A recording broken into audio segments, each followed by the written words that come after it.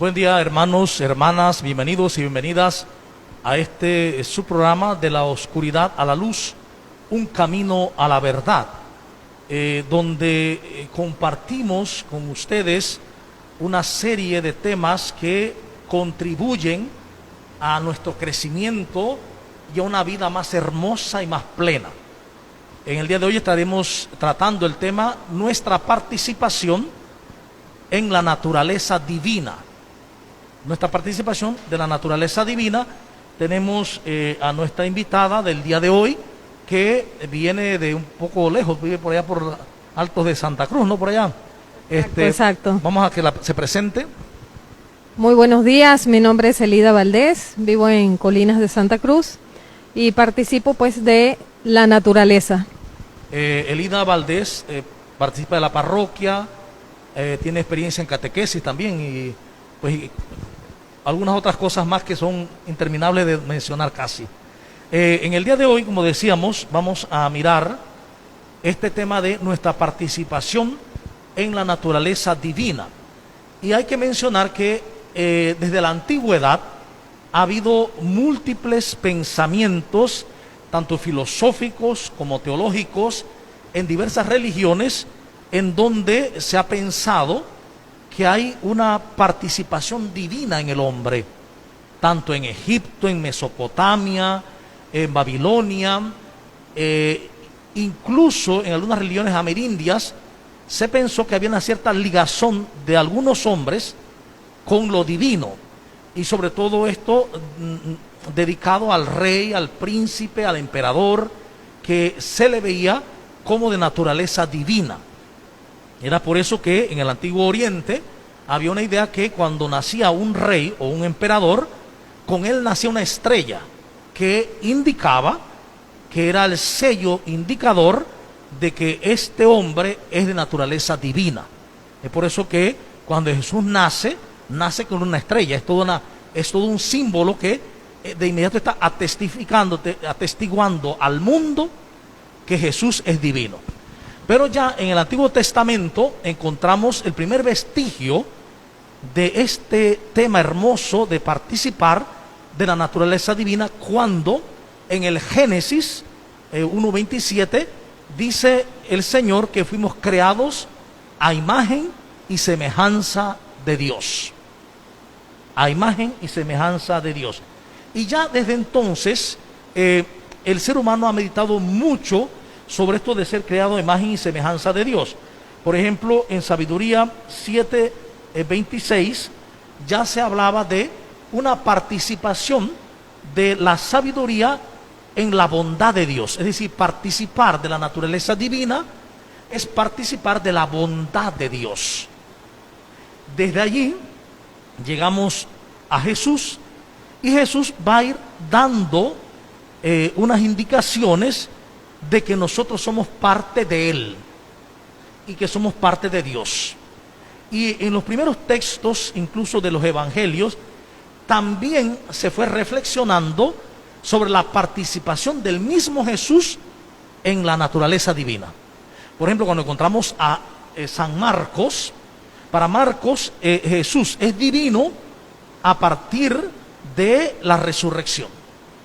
Cuando Jesús resucita, es que entonces Jesús pues es el divino, el Hijo de Dios. Mientras que para Mateo, Lucas, sobre todo Mateo, Jesús es divino ya cuando Él nace. Cuando Él nace, Jesús nace, ya hay una vida divina ahí. Jesús es Hijo de Dios con el nacimiento, porque eso está en las narraciones del nacimiento de Jesús. Encontramos que también Marcos más adelante señala, igual que Mateo, que en el bautismo Dios reconoce a Jesús divino. Este es mi Hijo amado. Sin embargo, Juan va a decir que Jesús es divino desde antes de la creación del mundo. Es decir, antes que existiera todo, ya Jesús estaba con Dios, el Verbo, y era Dios. Por lo tanto, ha habido como un crecimiento en los mismos evangelios, ha habido un crecimiento en la percepción de la participación de Jesús en la vida divina. Pero por eso en Juan, él va a declarar en labio de Jesús que nosotros somos uno con Él. Y que al ser uno con Él, participamos del mismo amor del Padre. Juan 17:23 dice, así como el Padre me ha amado a mí, así los ha amado a ustedes. Por lo tanto, Jesús está revelando que el amor que tiene el Padre por la humanidad es por toda la humanidad, incluyéndolo a Él, incluyéndolo a Jesús. Es decir, el amor que tiene el Padre por todos nosotros es el mismo amor que tiene por Jesús. Desde este punto entonces podemos empezar a ver otros detalles. Por ejemplo, ya en Efesios 4:13, cuando Pablo dice que el hombre perfecto es Jesús, pero que nosotros estamos llamados a esa misma perfección hasta que todos lleguemos a la estatura de Cristo, al hombre perfecto. Por lo tanto, si somos de naturaleza divina, porque somos imagen y semejanza de Dios, porque así fuimos creados, incluso dice el mismo Pablo, desde antes de la creación del mundo. Hace un par de domingos, en la segunda lectura decía eso, hemos sido consagrados, elegidos y amados por Dios desde antes de la creación del mundo. Es decir, nosotros no comenzamos a existir aquí en la tierra.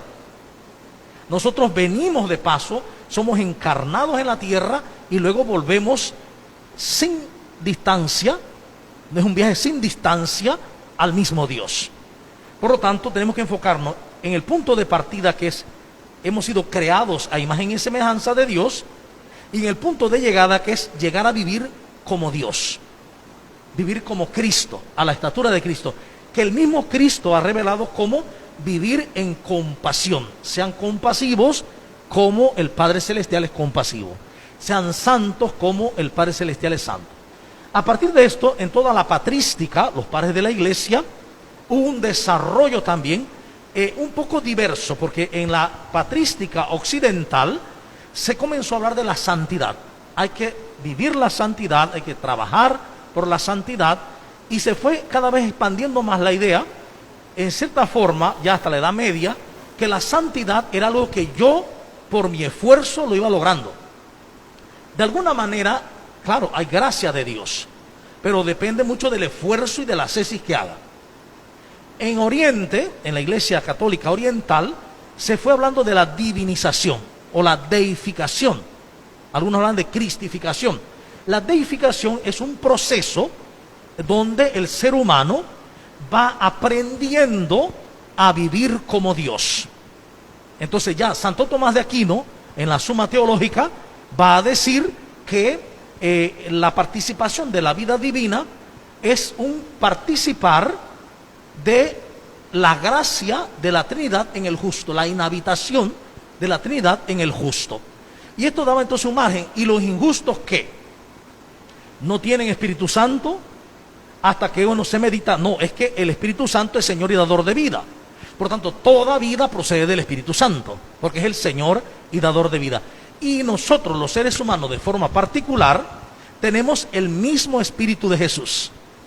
Por eso que podemos decir, Abba, Padre. Teniendo el mismo Espíritu de Jesús, ya el ser imagen y semejanza de Dios va cambiando en sentido, porque se entendió que éramos imagen y semejanza de Dios porque tenemos voluntad, razón, conocimiento, libertad. Sin embargo, es la misma palabra la que nos va a revelar qué sería o qué es ser imagen y semejanza de Dios. Cuando Jesús, en el capítulo 3 de San Juan, hablando con Nicodemo, le dice, Dios es espíritu. Y todos los adoradores verdaderos lo harán en espíritu y en verdad. Es decir, si Dios es espíritu eternamente, y nosotros somos imagen y semejanza de Dios, es por una simple razón, porque nosotros también somos espíritu, ante todo, y somos espíritu que ha sido encarnado. Hemos sido encarnados en un cuerpo que es como un biovestido, como dice Pablo, una morada terrenal que necesitamos para vivir en este espacio-tiempo, porque es un espacio temporal y denso.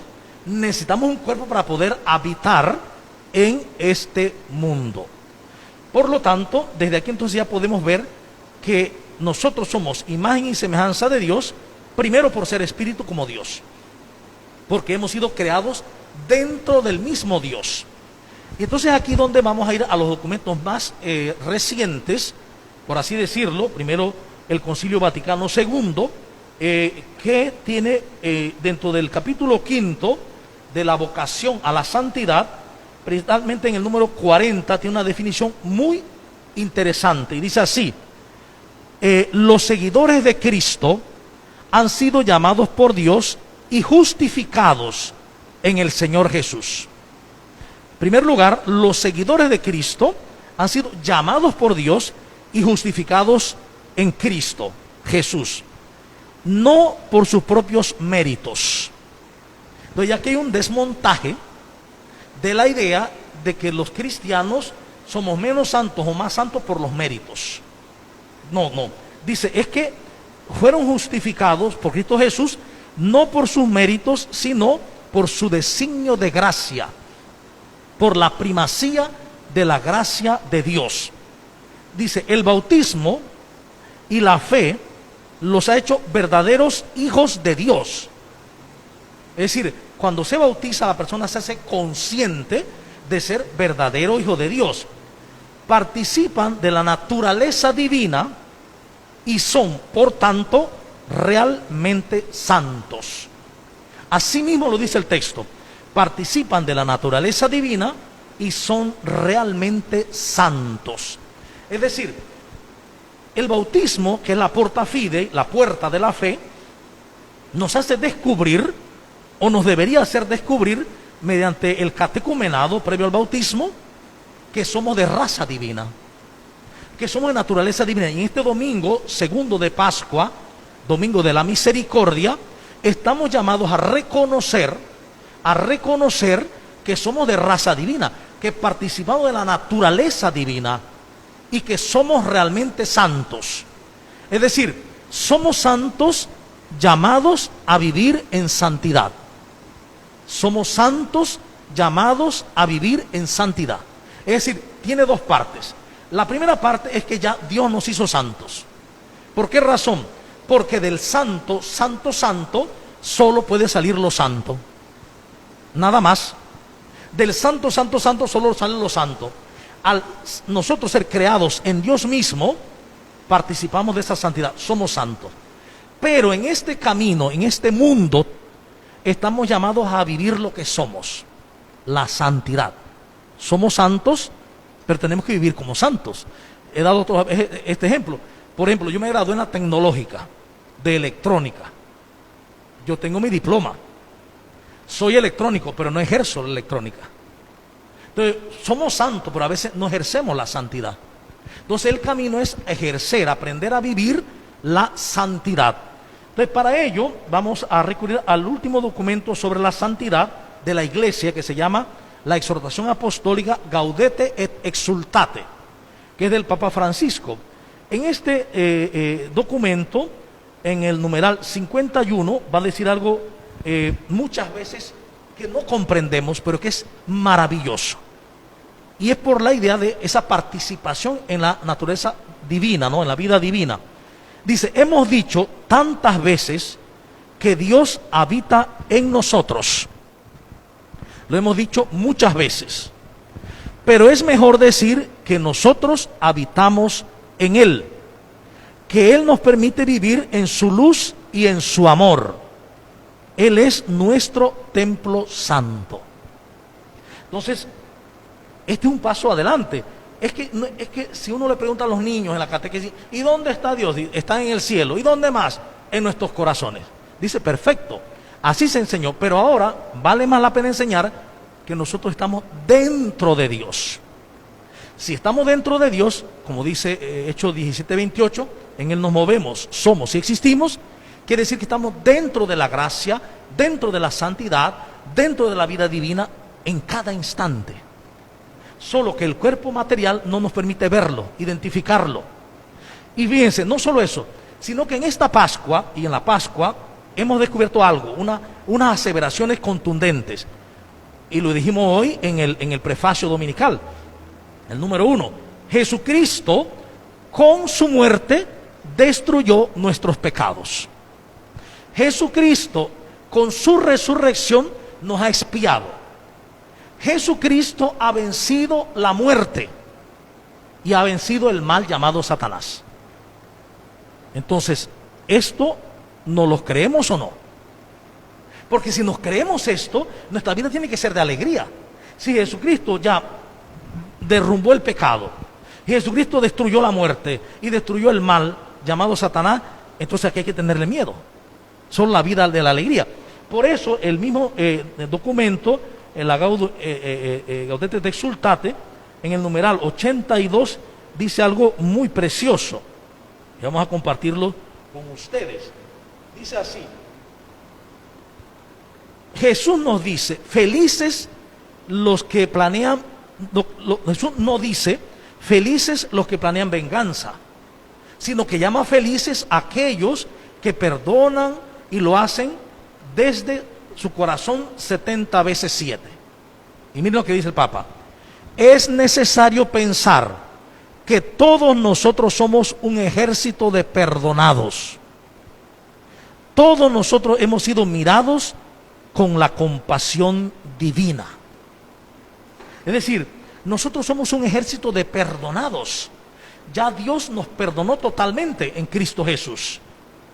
Ya la muerte no existe, lo que existe es el cambio nada más. Y ya el mal está vencido, porque todo está consumado. Ahora bien, si entendemos esto y lo acogemos de verdad, si sabemos que estamos dentro de Dios, si sabemos que somos parte de un ejército de perdonados ya, ¿por qué razón, Elida, tú crees que en el mundo, incluso en la iglesia, sigue la idea de estarnos machacando y machacando y machacando de que somos malos, malos, pecadores, malvados, malos? ¿Por qué tú crees que pasa eso? Bueno, no es que la idea de que nos estén machacando constantemente, o sea, es que nuestras realidades a veces nos hacen llegar en esa dirección. Pero, como usted decía, se graduó de la tecnológica y tiene un diploma en algo que no lo ejerce. Muchas veces dentro de la sociedad se valora a la persona por el diploma y no por lo que lleva adentro. Entonces, de allí es donde tenemos que partir. Desde que empezamos el bautismo, seguimos a la comunión, pasamos por la confirmación, son 3 sacramentos. Cuando llegamos a esa etapa, entre niño y adolescente, muchas veces no se comprende la idea de que eres divino, de que vienes divino desde antes de nacer, desde el vientre de tu madre, porque ella te está amando, te está regalando la vida. El hecho de creer, de reafirmar la fe a través de la confirmación, ya habiendo pasado por el bautismo y pasando por la primera comunión, es importante. Entonces, nosotros como personas jóvenes o adultos jóvenes, tenemos que manifestar ese amor a través de todo lo que hacemos. De si estamos trabajando dentro de salud, si estamos trabajando en un colegio, todo debe manifestarse en nuestras acciones. Que si tenemos esa situación de que debemos permanecer o somos, como quien dice, pecadores y que tenemos que ser de ese ejército, Dios nos perdona, Dios nos ama tanto y es tan compasivo y misericordioso que nos va llevando de una forma muy sutil a sus brazos, que no nos damos cuenta. A veces en la naturaleza podemos tener presente tantos factores de contemplación, de ese amor, de esa nobleza de los animales, de la tierra, y estamos muchas veces haciendo cosas que van en contra de todo eso. Entonces, ¿cómo vamos a manifestar ese amor divino, esa raza divina, si estamos haciendo lo contrario? Entonces, la idea es que cada uno, dentro de esta sociedad, dentro de esta situación que cada quien personalmente tiene, debe descubrir su misión y ser ese ente cambiante para llegar a ese fin.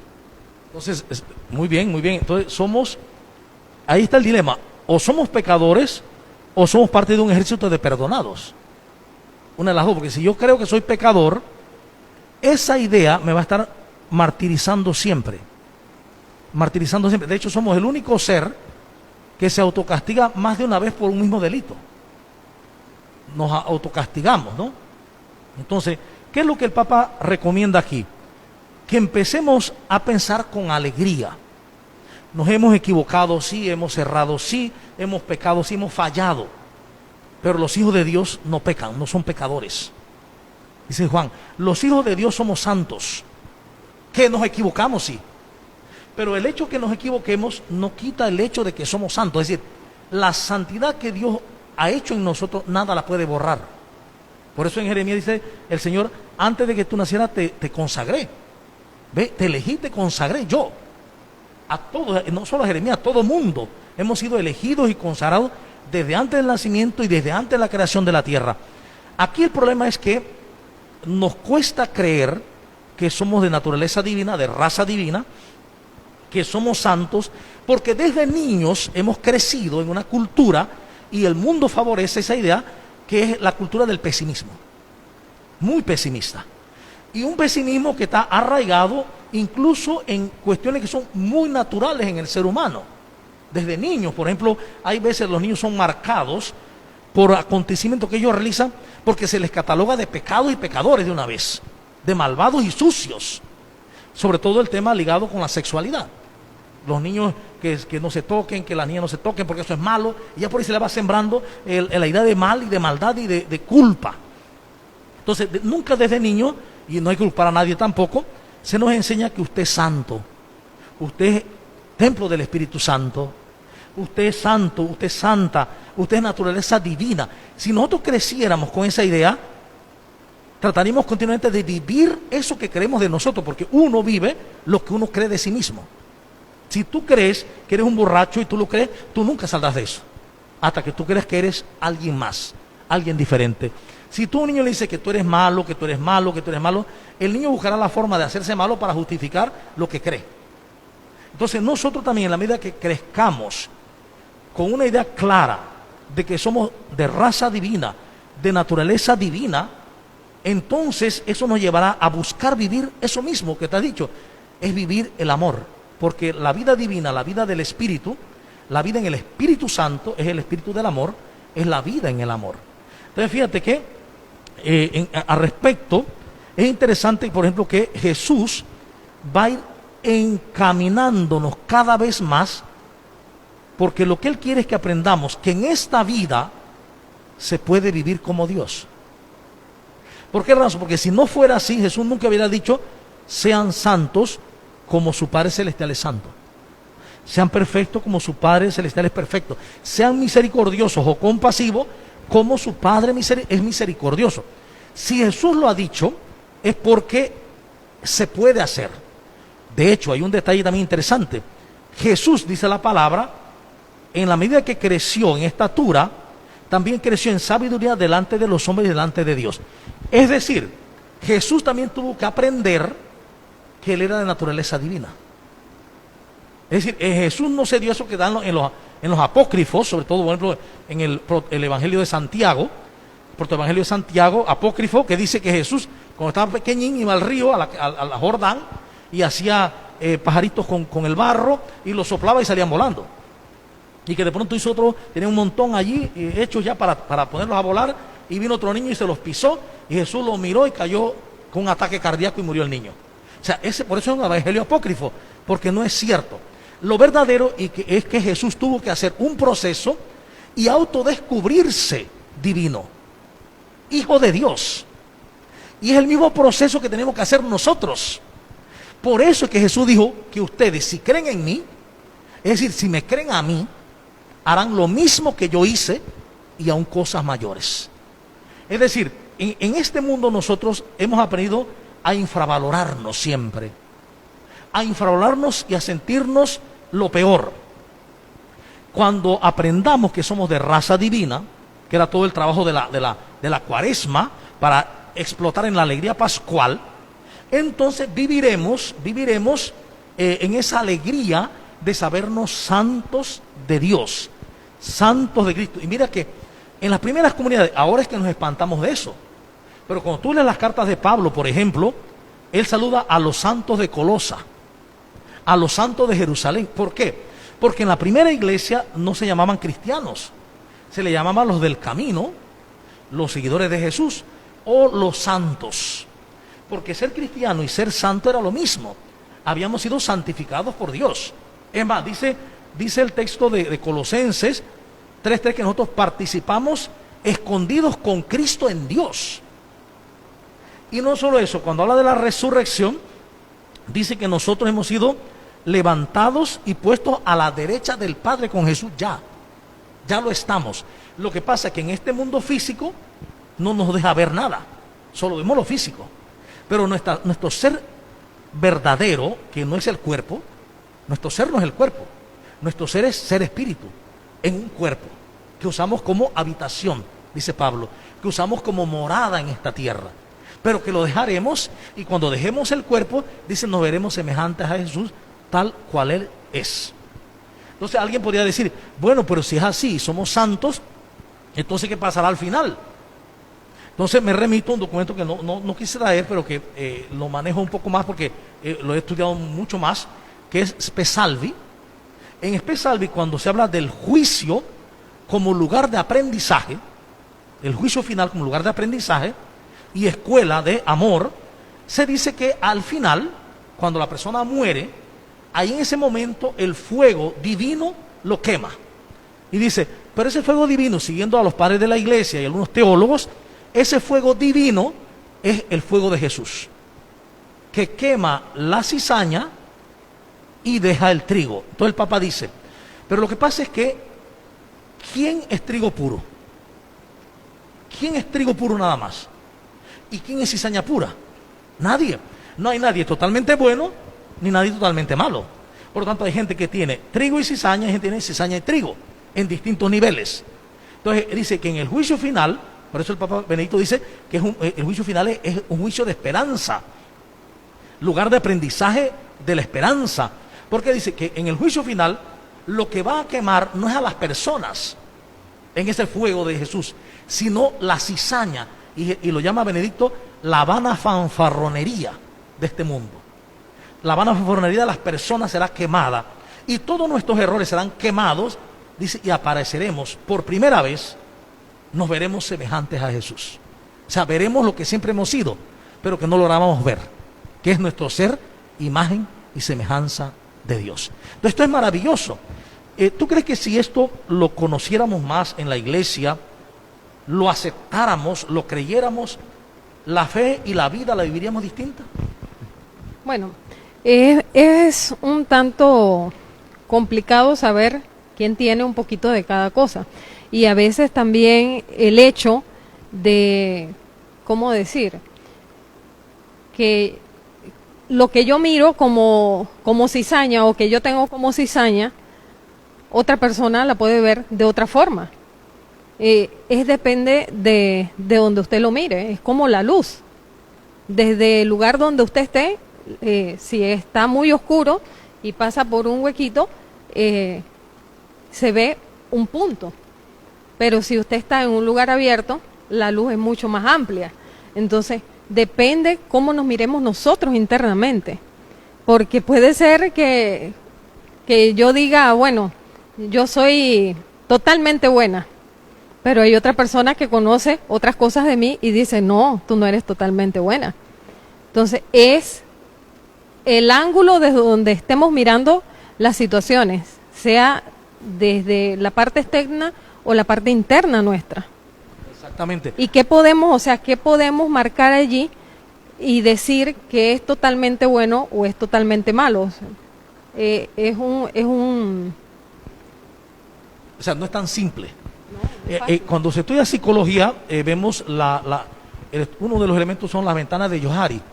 En la ventana de Johari se explica en un cuadrado dividido en 4 para marcar la persona, y dice, hay una esquina que es lo que la gente conoce de mí y lo que yo conozco de mí a la vez. La otra esquina es lo que la gente conoce de mí, pero que yo no veo de mí. La otra esquina es la que yo veo de mí y la gente no ve de mí. Y la otra esquina, la que ni la gente ve ni yo veo, pero que está en mí. Y que son los problemas interiores que no sabemos. Por eso es que has dicho algo maravilloso. Todo depende de cómo me veo a mí mismo. ¿Por qué razón? Porque nosotros siempre vemos desde el prisma de nuestra mirada. Entonces, si yo me veo a mí pecador, malvado, deshecho, imperfecto, todo lo que nosotros decimos, ¿cómo voy a ver a los demás? De la misma manera. Cuando yo entienda que soy de naturaleza divina, de raza divina, como Jesús dice, ustedes se han espantado porque me llamo hijo de Dios, pero la palabra dice que los que son discípulos de Dios son dioses, dice Jesús. Entonces, a nosotros nos espanta mucho eso. Yo recuerdo que hace un tiempo le di un curso a un grupo de sacerdotes de América Latina, desde Guatemala hasta Honduras, Nicaragua, Colombia, y yo le decía en un momento, lo que pasa es que ustedes son divinos, ustedes son dioses, porque le decía, mire, a ver, el hijo de un gato, ¿qué es? Decía uno, gatito. El hijo de un león, ¿qué es? León. Y el hijo de Dios, ¿qué es? Y me decía, hijo de Dios. No, atrévanse a decirlo. ¿El hijo de Dios qué es? Es Dios, es divino. Pero eso no significa que al ser Dios, y eso los padres de la iglesia lo aclaran bien, que al ser Dios uno va a querer suplantar a Dios o ser más que Dios. No, el ser divino significa participación de la vida de Dios, que es amor. Dios es amor. La naturaleza divina, por lo tanto, es participar de esa naturaleza amorosa y compasiva de Dios. Y esto es tan importante, ¿por qué? Porque recordemos que la evangelización y todo el tema de la iglesia es un envío de Jesús, que precisamente hoy lo dice, como el Padre me envió, así los envío yo a ustedes. Es decir, el Padre envió a Jesús por amor a la humanidad. Tanto amó Dios al mundo que envió a su Hijo para salvarnos, ¿no? Entonces Jesús nos envía a nosotros por amor, para que con el amor llenemos el mundo. ¿Qué sucede? ¿Qué sucede? Que el proyecto de Jesús, que es el proyecto del Padre, es el proyecto del reinado de Dios. En otras palabras, es el proyecto del reinado del amor. Lo que Dios quiere es que entre nosotros reine el amor. Cuando el amor reine y yo me descubra amor, es decir, me descubra divino, de raza divina, ¿a quién voy a odiar? ¿A quién voy a juzgar? ¿A quién voy a señalar? ¿A quién voy a criticar? A nadie. Porque yo voy a saber que yo soy de raza divina, pero el otro también, y el otro también, aunque ellos no lo sepan, aunque ellos no lo vean. Por eso es tan importante que yo sea el que me convierta, que yo sea el que crea que somos de raza divina. Ahora te pregunto algo, no para juzgar nada, sino para hacer como una evaluación en retrospectiva. Cuando tú tuviste tus catequesis de primera comunión, de confirmación, las formaciones, ¿se te hizo énfasis alguna vez de que eras divina? Nunca. Ahora es que yo me estoy enterando de esta parte, porque siempre durante esa catequesis de primera comunión se hablaba era de los pecados y machacar esa parte de los pecados. Entonces no se habla de esa parte de que eres como una vasija de barro, pero que eres moldeable, de que te estás fabricando, te estás mejorando. No se habla de esa parte, se habla de la parte de que si haces algo malo vas a tener, como quien dice, el castigo. Igual como cuando haces algo mal en casa de niño, tu papá te va a castigar. Entonces ese es el constante y lo que se maneja en el área de catequesis muchas veces sin conocer un poco más. Cuando yo estuve en confirmación con los muchachos de San Martín de Porres, lo que hacía era tratar de que esos chicos miraran hacia adentro, porque muchas veces los padres no tenemos tiempo para dedicarle a los chicos de 14, 15, 16 años cuando tienen preguntas sumamente difíciles y fuertes. Y en esa parte no podemos juzgar al chico de que si va a hacer una pregunta en relación a algo sexual, eso es malo. No podemos ver el sexo como malo porque es la prolongación de la humanidad. Tenemos que verlo como una situación de amor entre dos personas. Tenemos que ir mucho más allá del simple acto. Temas como esos son un poquito difíciles cuando estás tratando con chicos. Pero en el hecho de ya ser adulto y de tratar de guiar a otros, el detalle está en que cómo esa vasija de barro se va formando y se va moldeando a través del tiempo con los conocimientos y con las diferentes catequesis que vamos recibiendo también. A veces nosotros disociamos las cosas, fíjate. Por ejemplo, si hay un conductor, una persona está aprendiendo a conducir y tú empiezas a decirle, no sirves, no sabes manejar, eres pésimo, eres pésima, no funciona, no, ¿qué pasará con esa persona? Va a ser una persona insegura en el manejo, no tiene autoseguridad, porque no cree en sí mismo. Eso mismo es lo que hacemos con los niños desde chiquitos. Eres malo, eres pecador, Dios te va a castigar, esto te va a pasar, Dios no te quiere si haces esto, etc. ¿Qué pasa cuando un chico llega a los 15 años y tiene 15 años, 14 años oyendo esto, y tú le dices, hay que ir hacia adentro? ¿Qué pasa? No queremos ir hacia adentro. Porque de una vez un amor nos dice, dentro de ti lo que hay es maldad. Y la persona sale huyendo en una carrera hacia afuera, buscar afuera. Eso que acaba de decir es maravilloso y es necesario. El camino catequético, el camino de enseñanza es un ir hacia adentro. Y en ese ir hacia adentro, en un primer paso te va a decir, mira, lo que pasa es que no hay sol, porque está todo lleno de nubes, todo está oscuro. Pero si atraviesas las nubes, verás el sol. Así mismo, nos han marcado con cosas, ideas de maldad y de que somos malos y malos. Pero si atravesamos eso con valentía, veremos la luz de nuestro ser divino. Y cuando veamos esa luz, entonces el mundo se nos va a iluminar. ¿Por qué? Porque mientras sigamos el miedo a vernos a nosotros mismos, porque yo hice esto, porque yo caí en esto, porque caí en lo otro. Es que mire, un chofer de auto, por el hecho de que un día tuvo que pegar un frenazo porque se descuidó con el celular, eso no significa que sea un mal chofer, sino que se equivocó, se descuidó. El hecho de que una persona cometa un error de la naturaleza que sea, no significa que deja de ser divino, que deja de ser de raza divina, que deja de participar de la vida santa, sino que se equivocó, que erró. Precisamente en el mundo hebreo, el pecado, lo decíamos estos días, el pecado no es lo que nosotros vemos como pecado, como una mancha, sino que es no dar en el blanco. Yo apunto y no doy el blanco. Por lo tanto, en el mundo hebreo el pecado, el error, me ceja de la verdad. Y por lo tanto no basta con quitar la mancha, hay que orientarse a la verdad. Hay que encontrar la verdad. ¿Y cuál es la verdad? Lo que Jesús nos revela. Ustedes son santos. Ustedes son mis hermanos. Ustedes son uno conmigo y uno con el Padre. Entonces yo creo que la catequesis será muy rica y muy interesante, haciendo eso que tú dices, vamos con los niños, los jóvenes, vamos hacia adentro. Y cuando dicen, no, pero es que yo soy malo, no, anda más adentro. ¿Eso qué es lo que te dijeron? Anda más adentro.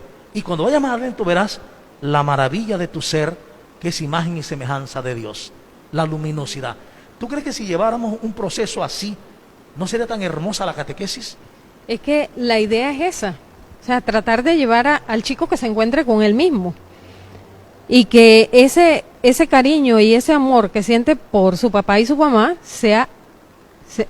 lo haga expresivo. Porque la mayoría de las veces no lo hace expresivo por ese temor de abrazar, ese temor de darle un beso al papá o a la mamá o de decirle que lo quiere o que lo ama.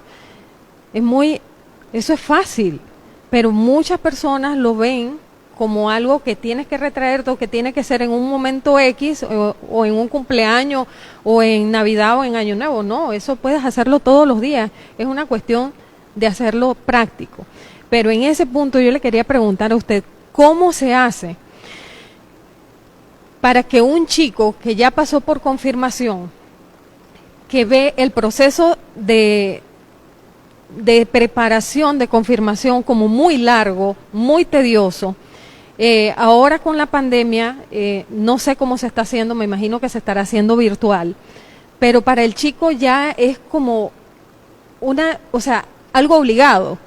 ¿Cómo lograr que el muchacho, ya después que pasa el proceso de la confirmación, cuando usted confirma su fe, que usted está creyendo, está diciendo, yo confirmo, yo creo en Cristo, yo creo en la iglesia, cómo hacer que ese chico regrese nuevamente a la iglesia por sus propios medios, no porque el papá o la mamá lo inviten o le digan, sino convencido de que él reafirmó su fe. Bueno, el Papa ha ido marcando y desde la antigüedad que en la catequesis, que viene ahí está el catecumenado, se entienda bien que hay que hacer un proceso, no es dar clases, es hacer un proceso que comienza con un momento impactante que se llama el anuncio del querigma, que es la gran noticia de que Dios te ama y que Cristo murió y resucitó por ti, te ha salvado, te ha perdonado y eres parte del ejército de perdonados. Esa noticia impactante, entonces abre el corazón para hacer una catequesis alegre. Y pongo por ejemplo lo que ya una vez aquí dije, la conversión de Salvador Gómez, que él dice que él estuvo, de niño le pegaban en la escuela, era medio tartamudo, se reían de él, hasta que un día la maestra le dijo que hiciera una charla, y él hizo la charla. Entonces la maestra dijo, usted ha hecho algo muy bonito, usted es capaz de lo que usted quiera hacer, usted es muy capaz. Ese día se fue y se anotó en una escuela de karate, y a los 4 o 5 meses que ya sabía, le pegó a todos los muchachos que le pegaba, y se volvió que lo llevaron a la correccional de menores. Cuando él sale de la correccional, dice que él se bajó del carro, lo dejó, y empezó a caminar y a parar a su abuela a la casa, y en eso había un templo y había misa, y estaban predicando, y el padre decía, porque Dios ama a los buenos y a los malos. Eso era en los años 70, miren. Dice que él se paró en seco, se devolvió y se metió a la iglesia. Yo voy a esperar a ese padre. Cuando el padre terminó, dice, oye padre, ven acá, ¿cómo es eso que usted dijo que Dios ama a los buenos y a los malos? Si a mí mi abuela me enseñó que Dios ama a los buenos y castiga a los malos. Y entonces el padre le preguntó, ¿es que tú eres malo? Y él dijo, yo soy requete malo. Y dice que el padre lo agarró por el cachete y le dijo, entonces Dios requete ama. Ese fue lo impactante para él. O sea, un Dios que lo amara a pesar de todos los errores. El querigma tiene que hacer eso, tiene que despertar en los chicos un amor, o sea, debe ser un toque de amor. Y fíjate que eso, yo he tenido experiencias muy bonitas así. Recuerdo cuando estaba en la USMA dando clase a un grupo, bueno, di muchos grupos, pero un grupo que di al principio, en la última etapa que di clases, se me acercó un joven y me dijo, yo voy a dar la clase, pero yo soy agnóstico, porque tengo que darla, la voy a dar, pero no piense que yo voy a estar de acuerdo con usted. Diga, no, tranquilo, no te preocupes. Entonces yo empecé a dar esa introducción al cristianismo, a darla, como a las 4 semanas se me acerca y me dice, oiga, yo nunca había escuchado esto. A mí, yo me confirmé en X parroquia, dice, y a mí nunca nadie me ha dicho esto. Nunca me ha hecho ver que Dios me ama, que Dios nos ama. Bueno, aquí a la oficina vino varias veces a atenderse después. Quedó impactado. Entonces, ¿qué pasa? Si yo voy a dar una catequesis y comienzo marcándole a chiquillos que son mal portados, que no sirven para nada, que son unos gritones, que son mal portados, o sea, los empiezas a marcar, eso es una escuelita. Cuando tú comienzas, por eso dice el Papa, la catequesis tiene que ser querigmática y mistagógica. Pero, ¿qué es lo decisivo? Que el que va a dar la catequesis crea realmente en Jesús y que realmente quiera volver a Jesús. Ningún catequista estará totalmente limpio, ningún catequista totalmente trigo, como ningún sacerdote, ningún obispo, nadie es totalmente trigo. Tenemos cizaña en distintas formas, pero lo más importante es que a pesar de esa cizaña tengamos el deseo puro y bueno de volver a Jesús, de vivir el proyecto de Jesús. Entonces ese enamoramiento de la catequista o del catequista, ese vivir el amor del catequista es lo que decía también el texto, ¿no? Que en Hechos de los Apóstoles cada vez iban más a la comunidad y decían, miren cómo se aman. Porque es en la medida que la catequista ama, que el catequista ama, cómo se trata, cómo tratan los niños verán en la catequista la ternura de Dios, como lo ven en sus padres. El amor de Dios lo ven en la catequista, en el sacerdote. Somos los puntos referenciales. Por esa razón, lo que Jesús nos pide más a nosotros, y que dice, esto es lo que yo les pido, esto es lo que yo les mando, esto es lo que les va a mostrar a ustedes que son mis discípulos, que se amen los unos a los otros como yo los he amado. Fíjate, es algo muy simple. Entonces, ¿cómo hacerlo? Es muy simple. Si empezamos a buscar hacia afuera y a buscar un Dios allá arriba, es muy complicado. Pero cuando empiezas a ir hacia adentro, es muy simple ir hacia adentro, en la simplicidad. Y allá adentro, cuando nos encontramos con nuestro propio ser, de inmediato nos encontramos con Dios porque estamos dentro de Dios y lo descubrimos. Entonces descubro que el otro también lo está, que se porta mal. Sí, pero es porque no sabe que está dentro de Dios. ¿Ve? Entonces, en estos minutos, ¿tú qué nos recomendarías, por ejemplo, a los sacerdotes, a los diáconos, obispos, catequistas? ¿Qué recomendarías tú como catequista hacer para que podamos impactar, para que podamos, como dice Aparecida, fascinar para Cristo a las personas? ¿Qué tú crees que debemos hacer nosotros? Seguir haciendo lo mismo, hablar con sencillez, mostrar la ternura, el amor de Cristo a través de las palabras. En una misa, en una Eucaristía, porque misa es lo que usualmente la mayoría manejamos afuera, en la Eucaristía hay tanta capacidad de amor, pero ¿qué es lo que pasa? Que nosotros como personas a veces no miramos más allá, no estamos siendo, como quien dice, finos con la mirada, y tenemos que mirar más allá de las palabras y de los gestos del sacerdote. No tenemos que mirar a la persona, tenemos que mirar el mensaje, porque ese mensaje es el que va a calar y el que va a hacer el cambio en tu vida. Y yo considero que en ese sentido los sacerdotes es facilitarle el mensaje de una forma sencilla y entendible a la comunidad que en ese momento pues está presente. Pero ese amor, esa entrega, esa participación, esa catequesis que se hace a diario, ahora a pesar de la pandemia, porque la pandemia nos ha hecho retraernos nuevamente. Y mucha gente está con temor de tocar, de abrazar, de dar una palabra de aliento. Y eso es lo que tenemos que rescatar en estos momentos, porque el amor de Cristo está allí, está permanente. Hay herramientas, ahora se han descubierto muchas herramientas y se ha hecho el YouTube, el Instagram, el Facebook, o sea, a través de tantas herramientas, reuniones, tenemos que simplemente ser partícipes y tener ese corazón abierto a recibir el mensaje, porque no tenemos que mirar la persona, tenemos que mirar el mensaje que se nos está haciendo llegar. Has dicho algo muy importante, y es que a veces nosotros queremos, a ver, ¿qué vamos a hacer para poder fascinar a los demás? Y en realidad lo que hay que es ser. El camino es muy simple, es aprender a ser quien soy. Si yo no, mira, y es importante, si yo soy de naturaleza divina, soy de raza divina, mi hábitat es lo divino. Mi hábitat es el amor. Si me salgo de mi hábitat, ¿qué va a pasar? Tú que conoces tanto de aves y cosas, ¿no? Si tú agarras un pajarito y lo metes dentro de un estanque de agua, 5 minutos, ¿qué pasa? Bueno, se ahoga. Si es un ave que no es de acuática, Ajá, se va a ahogar. Claro, de un ave de ámbito terrestre, pues se va a ahogar, va a sufrir, se va a ahogar y va a morir. Entonces, igualmente nosotros, nuestro hábitat es el amor. Porque vivimos dentro de Dios, lo que decía el Papa, estamos dentro de Dios. Entonces nuestro hábitat es el amor.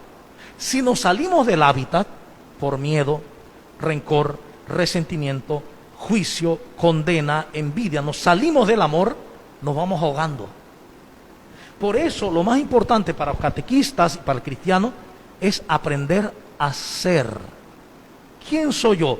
Soy un hijo amado, elegido, consagrado de Dios desde antes de la creación del mundo. Soy amor, porque mi Padre es amor. Soy santidad, porque mi Padre es santidad. Soy alegría, porque mi Padre es alegría. Cuando yo me crea esto y yo lo asuma, creyendo, recuerda que he dicho muchas veces aquí, nosotros no vivimos lo que decimos creer. Nosotros vivimos lo que creemos.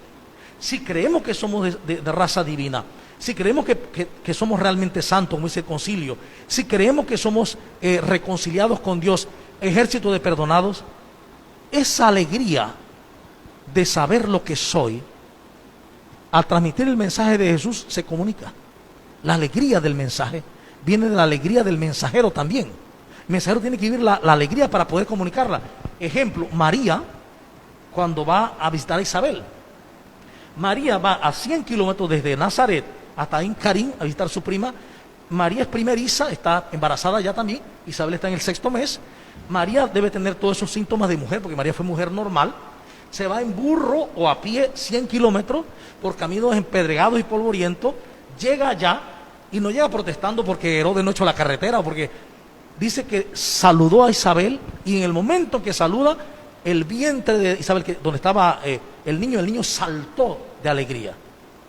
Es decir, solo un buenos días. Claro, lo que dijo María fue Shalom Aleichem, el saludo hebreo, ¿no? Pero un solo saludo, dado con el corazón, hace saltar de alegría a los demás. Un solo saludo, una sola mirada. Ahora imagínate, un mensaje de salvación dado con alegría, con razón hará saltar a los demás. Entonces, yo creo que, definitivamente necesitamos convertirnos. Y convertirnos a Jesús. Volver a Jesús. Como dice Aparecida, necesitamos recomenzar desde Cristo. Volver a Jesús, a la raíz del Evangelio, a creernos a Jesús, a creerle a Jesús y desear vivir la vida de Jesús, que es la vida nuestra, la verdadera. Sin eso no haremos nada. Entonces vamos a ver, tú como catequista, Elida, así en la simplicidad, porque esto es simple, en la simplicidad, ¿qué le podríamos nosotros decir a los catequistas, a las catequistas, para poder ser ellas y ellos? Para poder ser ellas y ellos y así ser portadores del amor, de la alegría, de la paz. ¿Qué hay que hacer? ¿Qué habría que hacer? ¿Será algo externo, leer mucho, estudiar mucho? ¿O será algo interno que hay que hacer? Definitivamente es el trabajo interno. Es ese hacer de esa vasijita de barro, y irnos moldeando y quedarnos en lo interno. Es regresar a lo interno, regresar al amor de Dios, porque como usted bien lo dijo, no somos ni totalmente malos ni totalmente buenos.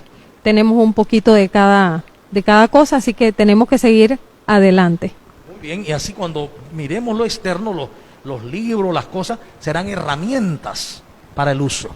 Porque hoy por hoy hay mucha gente que está buscando y buscando y buscando porque quieren aprender y aprender y aprender, pero es que hay que trabajar desde adentro, hay que reconocernos, volver a conocernos, volver a saber quiénes somos de verdad. Y desde ese autoconocimiento, entonces darme cuenta, lo que he dicho muchas veces, que el oro, aunque caiga en el lodo, no deja de ser oro. Si fallé, si me equivoqué, no he dejado de ser santo, porque resulta que la santidad es una gracia de Dios, no es un alcance mío por mis obras, que la santidad es un don divino y que los dones divinos no se quitan. Dios es amor eternamente, y precisamente en esta Pascua nos invita a la alegría pascual, a resucitar, a pasar de la muerte a la vida, del desamor al amor. Ese es el proyecto pascual, que pasemos del desamor al amor, comenzando por nosotros mismos. Hay que pasar del desamor al amor, porque si yo no me amo a mí mismo, ¿a quién voy a amar? Pues eso lo advierte, que ámense los unos a otros como tú te amas, ¿no? ¿Cómo voy a amar si no me amo a mí mismo? Entonces necesito amarme a mí mismo, reconocerme luz, porque somos luz del mundo, reconocernos luz de Dios, para entonces poder la luz en los demás. Lo que dice Nuevo Milenio 43, cuando habla de la espiritualidad de comunión, dice que es mirada del corazón, y es descubrir ante todo el misterio trinitario en mí, para poder verlo en los demás. Mientras yo no vea la Trinidad en mí, y yo en ella, no lo podré ver en los demás, porque siempre vemos en los demás lo que vemos dentro de nosotros. Entonces, gracias, Elida, por esta buena conversación, tu gran participación con nosotros, por este aporte a la comunidad y a la fe. Entonces vamos a culminar con una oración. Elida, no la oración final, para que pues cerremos el programa. Muchas gracias por la invitación, Padre. Vamos a colocarnos en manos de Jesús, de ese amoroso Jesús. Que nosotros cada uno tengamos ese amor para compartir, para regalar, ser parte de Jesucristo en este momento, que nos perdone, que nos ayude a seguir avanzando, a seguir creyendo, a seguir aumentando la fe, atrayendo a esos muchachos, a los jóvenes, a los ancianos, a los niños, para que volvamos la mirada a ese Cristo amoroso, a ese Cristo que no nos juzga y que nos da la luz para seguir adelante. Lo ponemos a Él dentro de nuestro corazón para seguir en ese resucitar, que resucitemos de esas malas actitudes a ese resucitado de buenas actitudes para seguir en el camino del amor y del crecimiento. Muchas gracias, gracias a todos y nos vemos próximamente aquí en este programa, en el programa de la oscuridad a la luz, un camino a la verdad. Que tengan buena tarde.